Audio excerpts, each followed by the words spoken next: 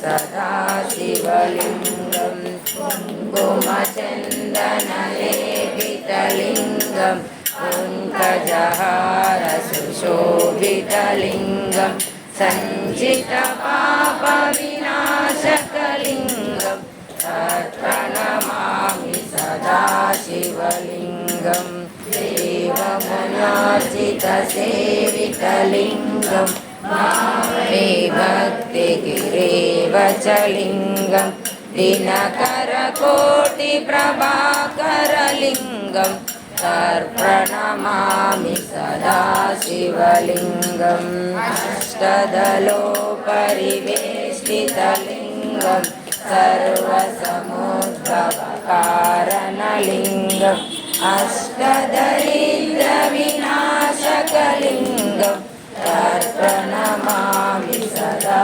शिवलिङ्गं सुरवरपूजितलिङ्गं सुरवरपुष्पसदार्चितलिङ्गं परमपदं परमात्मकलिङ्गं तत्प्रणमामि सदा शिवलिङ्गम्।